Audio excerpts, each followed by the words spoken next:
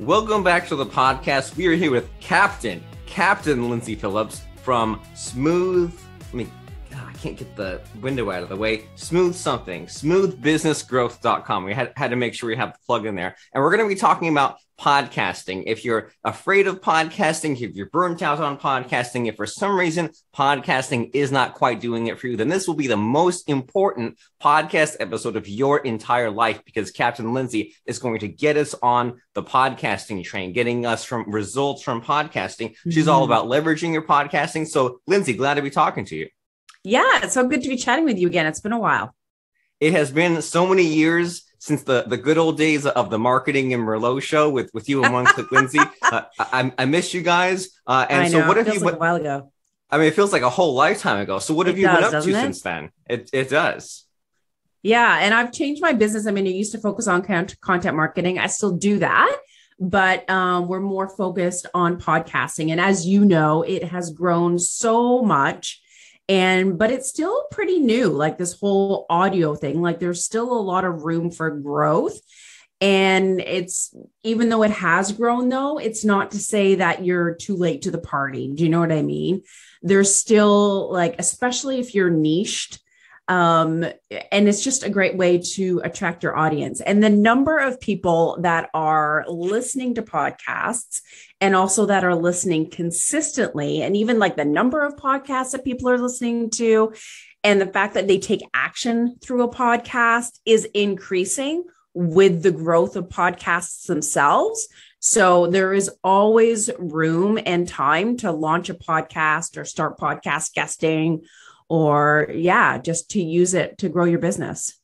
Well, that is good news that it's not too late, that they put the podcast players in the cars now and in the smart speakers, and more people even are maybe podcast listener fluent and they know to tune in. And me personally, sometimes I'll fall off some of the older podcast shows and I'll hop on to new ones. So I think that you and I are in agreement that it's growing, but you always hear those Debbie Downers out there who say, oh, isn't it so crowded? And like you said a little bit there, isn't it too late for me to create a podcast? So even if someone's even blocked at the outset, if they say, I know it's growing, but I'm so concerned about my ideas already been done, it's so overcrowded. What do you and I say to those naysayers and get them to create their own dang podcast?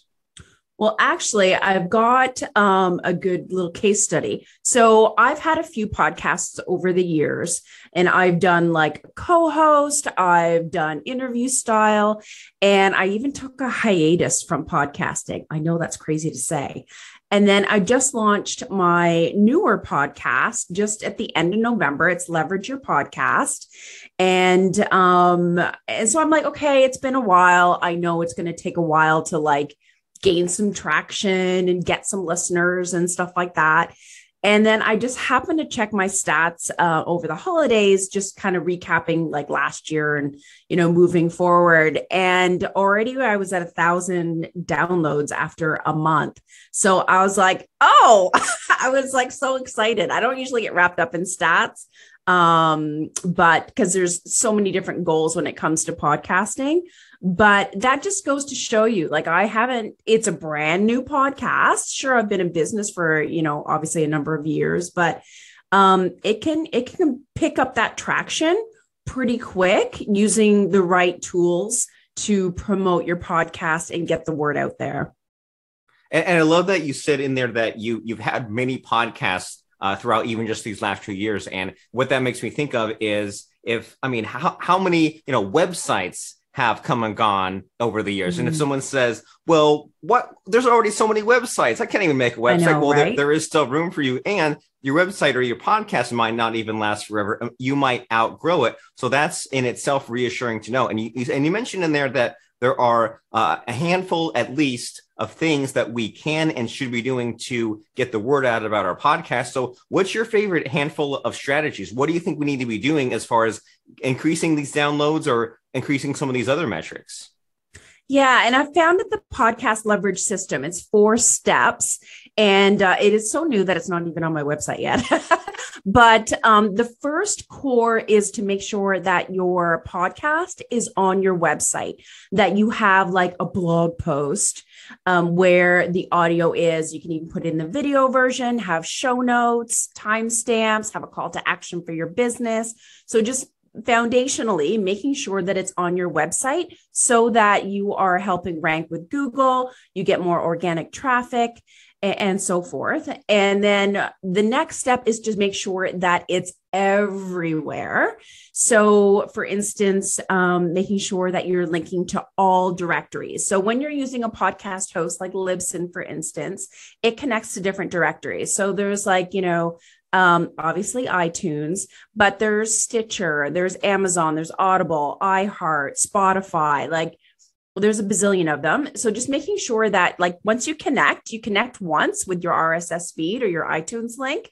And once you've connected, like that's it. It just self-populates. So you want to make sure that you're in front of as many people as you can. And then the next thing is organically promoting your podcast, making sure again that you're sharing it everywhere. Because people are like in different places. Some people are loyal to LinkedIn. Some people like video. So having like for you, I don't know if you use the video version, but I use the video version for mine and make sure that it's on YouTube. And then I make it into a vertical style and I put it on Instagram. So it's in the Instagram videos. And then you can snip it and make little small pieces to like share as like audiograms or just short, reels. And obviously, whatever social media platform that you're on, making sure that you're sharing it, tagging the guest, and even especially emailing your list. It's amazing, Robert, how many people do not email their list when a new episode comes out. You want to like nurture your list, right? You want to be top of mind. You want to showcase that you're an expert and that you're connected in the industry. And it's just, you want them to consume the content and obviously to convert and take the next step. So that's a few little good tips right there. And you're preaching to the choir as far as getting me excited about the things that there's a handful of things you mentioned that I do. And then there's another group of things that I do, but not enough or not consistently. And then even more things that I need to be doing. And you're so right about the magic of getting your podcast in all these directories. And as you know, there's a ton. I mean, you go and search your favorite podcast in Google, there's pages and pages just for the podcast title, just for the name of the podcast and all the Stitchers and the podcasting directories. And it's so cool that you set it up once and then you post a new episode and it goes to all those places. Yeah. Thank goodness you don't have to just spend all day, every day getting it submitted. So that way you rank really highly organically for the name of the podcast, for the title of that podcast, for your podcast guest name, in addition to what you're talking about with as far as the putting out the content, putting it on social, making the vertical graphic, tagging your guests. My brain's already exploding, trying to remember all the things in your bullet point and list there. Yeah, all the nuances. And so one thing that you mentioned there, which I'm excited about, is the emailing your list. Because I mean, you and I have been around for a couple of decades, right? We're the old school marketers. Yes. We don't understand the kids with some of the newfangled platforms. But we still look so young. I mean, yeah, we take care of ourselves. But then, I'm super on board as far as email. I might be the last person to ever give up email marketing. And I'm right there with you that so few people even take email seriously, or they're not consistent with it. And I like your what you said there about nurturing your list. And one thing that kind of confuses me a little bit is, I think we're like episode 853 or so. So I have like hundreds of episodes, but sometimes I look at that big long list and I say, well, should I be emailing every single one of these old episodes? Should I go back and like choose a random one, choose my favorite, look at my stats and look at what's getting like the most downloads? And like, what are your thoughts there? If you say, I've got all these podcast episodes, what are like the next 5 messages I should send out about this show? Because I feel like I need to be plugging each and every one of these episodes, but there's just so many. Where do I even begin? Yeah. I mean, I always obviously release a new episode once a week. So I share that. But if you're like taking a hiatus or you want to email your list more frequently, a really cool idea is to take like topics. So let's say in the past of your episodes, Robert, you have, let's say 5 that has to do with, I don't know, leadership. And so you could kind of like make a commentary or even do a video about your take on leadership and the insight that you've gained from these 5 episodes. And then it almost be like a newsletter, right? Like your little commentary and then link to the 5 of your favorite episodes that have to do with leadership. So that way you're gathering and you're compiling and you're curating from what you have, but you're making it thematic. Or you can go like 1 week where you're just talking about, I don't know, Facebook, let's say. And so, you can do your own commentary on Monday and then send a different episode, and it can just be short and sweet, but you can send a different episode every day that week that all has to do with Facebook. So then if someone's interested in Facebook marketing, then they know, ooh, he's going to send another episode tomorrow about Facebook. I better keep my eye open for that. And then that way you're more likely to get more opens throughout that week. So that's one way. And then, just you can even do little videos and like just a commentary. This is the topic of the month or whatever. So that's just an idea that popped into my head. I like which that I might a lot. now do. Yeah. And I do that all the time. Someone comes to me with a problem and I have an answer for them. And I think, my answer was so good. I'll use it for myself because even I'm not doing it in the way that I explained. So that's great advice to have that kind of curated email or have like the theme of the week or of the month. And that makes it doable too. That makes it where it's not just something where I have to do this chore every single day. It's like, well, there's a start date and an end date. I'm making this topic. And then if I'm worried because everyone's always worried about, well, am I hitting my email list too much or am I sending all these emails or not opening or not clicking? Well, if we are so concerned about that type of person, they can just wait until it's after Facebook ads week, and then they can get to Instagram next week or whatever it is. Exactly. You just monitor your opt-outs, right? If you find that you're getting a ton of unsubscribes all of a sudden, then you're like, okay, I need to back off a little bit, or I need to change direction. So you just kind of like follow the stats and then, figure that out. And I have 2 hot tips for you. One of them is pretty new, and I just launched it myself this week. And another one is my favorite app for podcasters. You want to hear it? Let's hear it. I love it. All right. First, I want to say that in LinkedIn, like we all have, used to be the Pulse, and now it's articles. But recently they have like creator mode, and there's creator tools like Facebook Live and now newsletters. And so you can publish your article, like create a newsletter, quote unquote, and then publish an article that is your podcast and put all the show notes, put your video in there so people can consume it in the app and not necessarily have to go outside of the app. And then it is like attached to your newsletter. And so people can actually subscribe to the newsletter, and then they will get notifications when you've released a new article, i.e. podcast episode, for each week. So like I just signed up and did that 2 days ago. And within like 2 hours, I had like 56 subscribers, and I didn't even do anything. I didn't push it. I was just playing around and testing it out. So I did do a blog and a how-to video on how to do that, because I just thought, that was super valuable. And is there a quick, short link, an easy way for us to get to that tutorial? It hasn't gone live yet. So just go to smoothbusinessgrowth.com and then check out my blog post. It will be up there soon for sure. And on my YouTube, but it'll be up there next week. All right. So smoothbusinessgrowth.com. Yeah. And were that those 2 tips? You said there was an app. Oh, yeah. So I have another one. I don't know if you've heard of these or not, but they're still, I think they may be coming out of beta test, but one is called Audea. So AUDEA.io. And the other one is Verbal, VURBL.com. They're kind of weird spellings, but they're almost like a mashup between Spotify and YouTube, but it's audio. So you're actually able to have higher search functionality. So let's say I want to know about Facebook ads. So I can type in Facebook ads, and instead of like typically if you're in Spotify or Stitcher or whatever, you'll get shows that are about that specific thing. But this, like YouTube, gives you episodes. So it's more granular. So you can find episodes within other podcasts that are specifically tailored to that one thing you want to know about. And then you can like follow and subscribe, just like you like have, you can create your own playlists, just like you can in Spotify.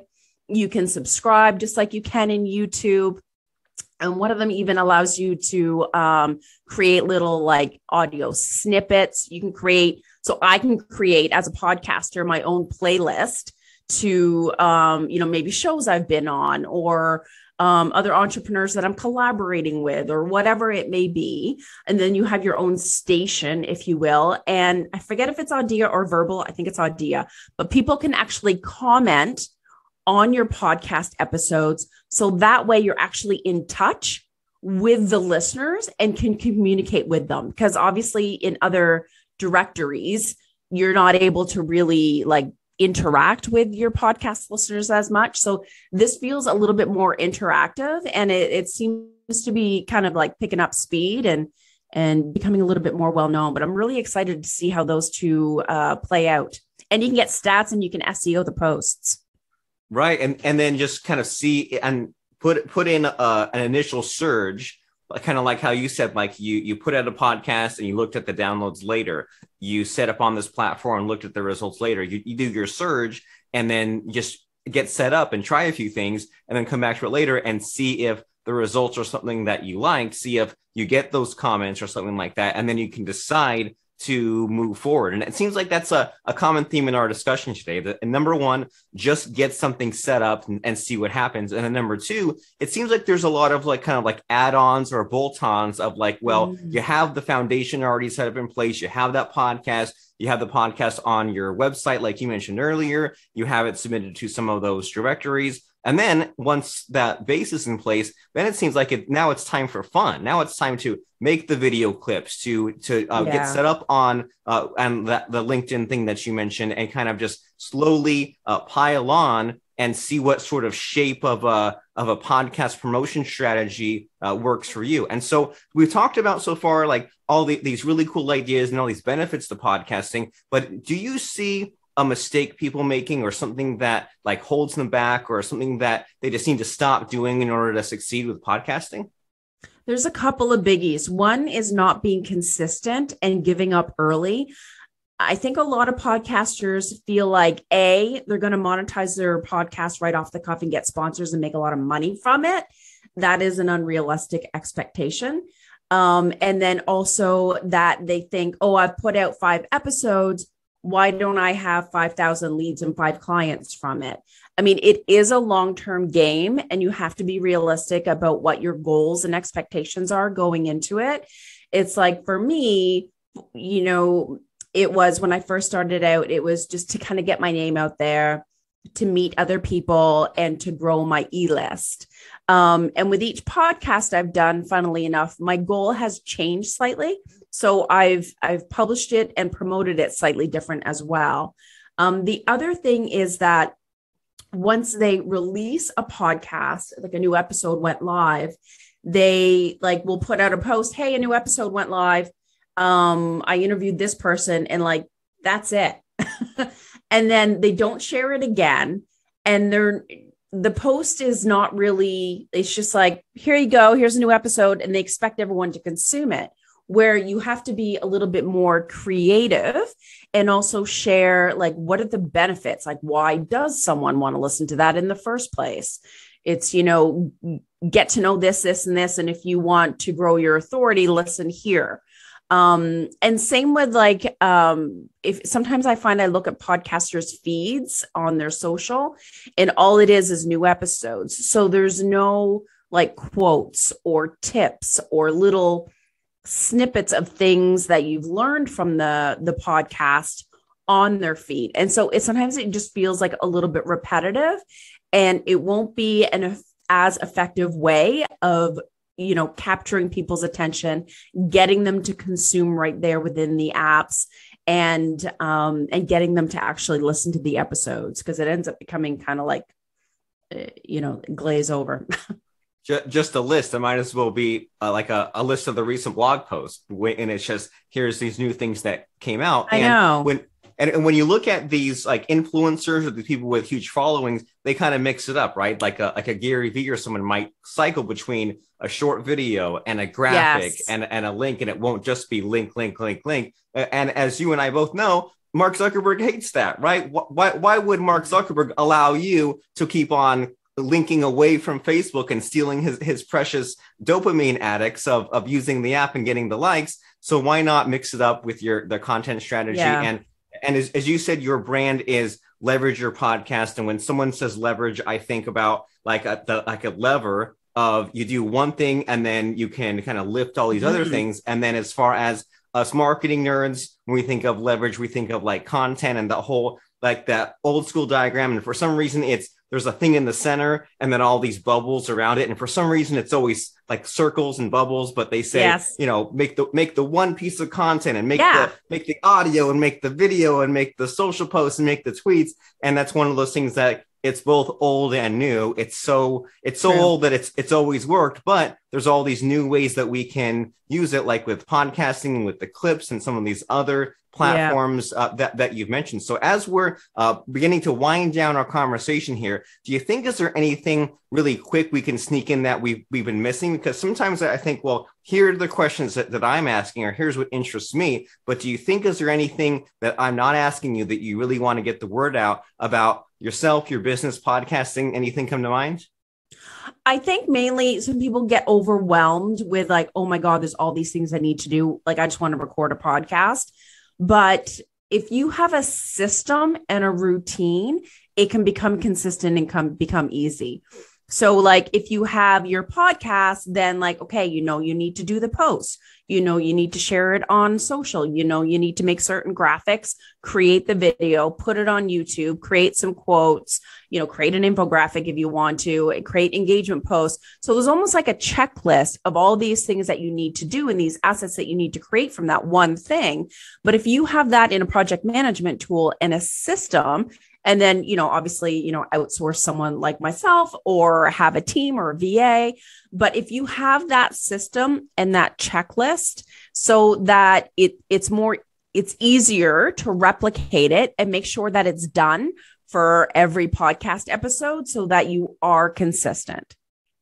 Yeah, imagine flying by the seat of your pants with that, putting out episodes and remembering to send the email newsletter. And like you had mentioned before with the social media posts, bringing life to all the other stuff and following up with the guests. It can be a lot. Them. It's a lot just to say it. It's a lot just to have in my head. So that's very good advice to have the checklist, to outsource that, to have the team. And what even comes to mind is, I think we were talking like 2 or 3 years ago where I was bragging a little bit about like a spreadsheet and a system to get guests on my show. And you said, well, why don't you outsource that? And I was like thinking like, I'm such an idiot. Why don't I take this system and then I'll also outsource it? And since we last spoke, I've got 10 full-time employees just doing all kinds of podcasting stuff. So it's like, I took your advice to heart that there is so much to be done, and there's never enough to be done. There's always more graphics or more platforms to be on. So, and what's good about this is we can kind of build it as we go. It doesn't all have to be overnight.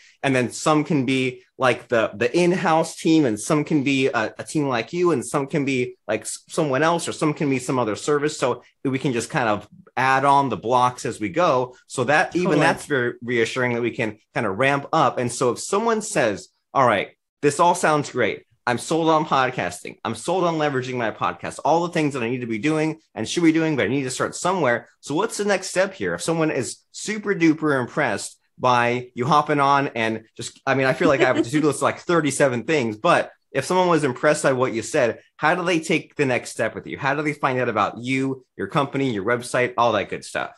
Yeah. So they just need to go to smoothbusinessgrowth.com or smoothbusinesspodcasting.com, and they'll see like the services. It's all laid out and a little pop-up for a free consult. And then that way we can chat for 20 minutes, chat about your business and see where you're at, what makes the most sense for you and what the priorities are, and let you know what our services are like.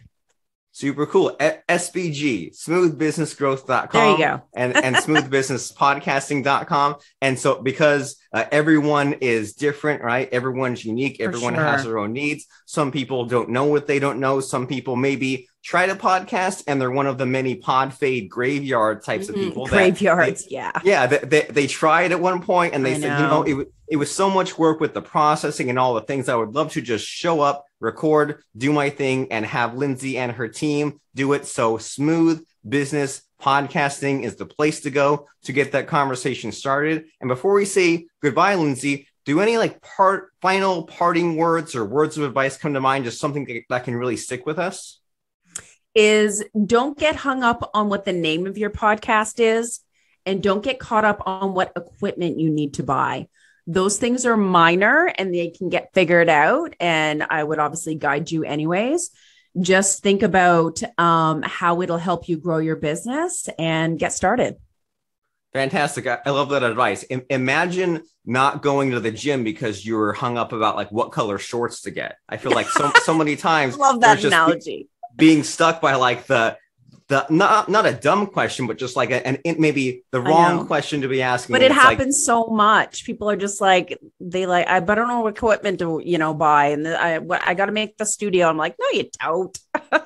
Right. And you'll be unhappy with it anyway. And it'll grow and change and evolve over time anyway. Yeah, absolutely. So why? And at some point you'll say, I want the sailboats back there. And I want the wedding photo and the books. See, I've got the water and the boats behind me.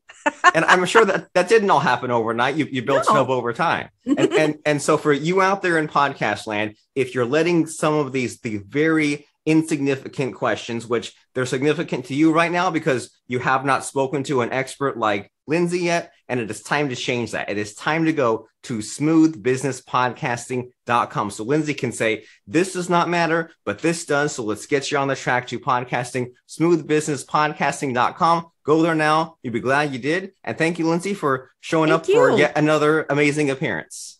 Thanks so much.